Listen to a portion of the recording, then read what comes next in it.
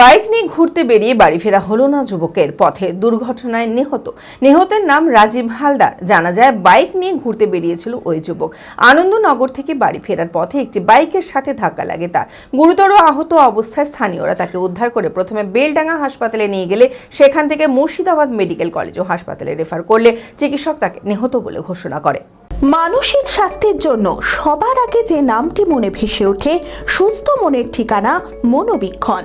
যোগাযোগ নাম্বার 7477799513।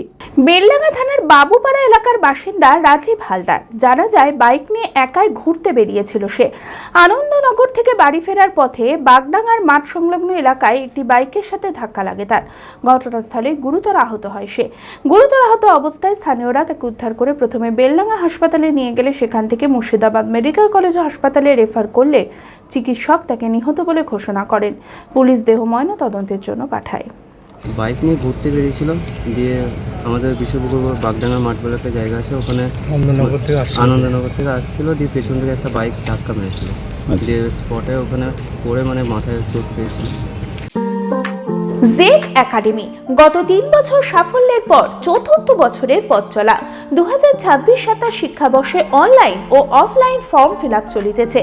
আমাদের সুবিধা ডিজিটাল ক্লাসরুম, 24 আওয়ার্স সিসিটিভি, ছেলে ও মেয়েদের পৃথক ক্লাসরুম ও হোস্টেল, নিয়মিত DDP, problem solving and doubt clearing class, কলকাতার অভিজ্ঞ শিক্ষক মণ্ডলী, স্বাস্থ্যসম্মত রুচিশীল খাবার, নিট বেসিস পড়াশোনা, কালচারাল অ্যাক্টিভিটি, গেস্ট টিচার দ্বারা মোটিভেশন ক্লাস, সবুজে ঘেরা পরিবেশে 24 ঘন্টা বিশুদ্ধ জল ও বিদ্যুৎ পরিষেবা। টার্গেট নিট 2027, অ্যাডমিশন টেস্ট আগামী 5 এপ্রিল 2026। 2027-এর নিট ও জেইই পরীক্ষায় সফল হতে আজই আসুন জেড একাডেমিতে।